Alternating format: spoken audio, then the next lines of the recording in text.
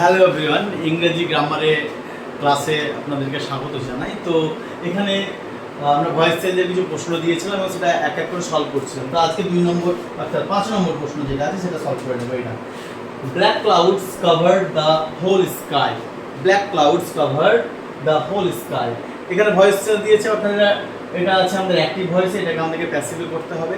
তাহলে প্রথম কাজ হচ্ছে আমাদেরকে সাবজেক্ট ভার্ব অবজেক্ট বের করা।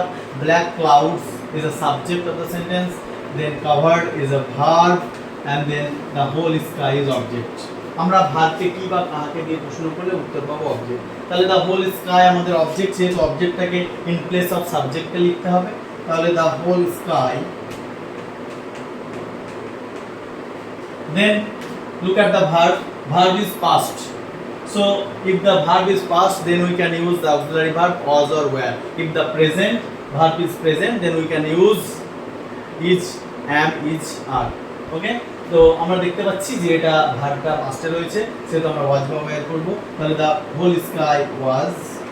এবার আমরা জানি ভার্বের 3 নম্বর ফর্ম সব সময় প্রয়োজন, cover, covered, covered, cover, covered, covered. তাহলে কভার্ড লিখে দিলাম।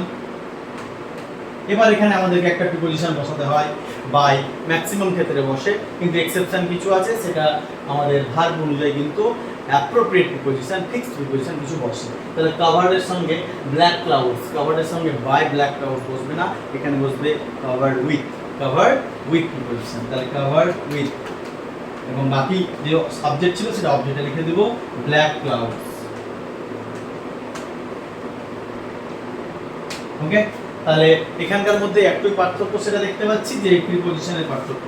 অর্থাৎ আমাদেরকে একটু মাথায় রাখতে হবে, ভার্বের সঙ্গে অ্যাপ্রোপ্রিয়েট প্রিপোজিশন যদি যায় তাহলে সেটা আমাদের কিন্তু একটু মাথায় রাখতে হবে, ঠিক আছে। বাকি সব কিছু সাবজেক্ট ভার্ব অবজেক্টের এগ্রিমেন্টে আমাদের কিন্তু এটা চেঞ্জ করতে হবে। ওকে, থ্যাংক ইউ।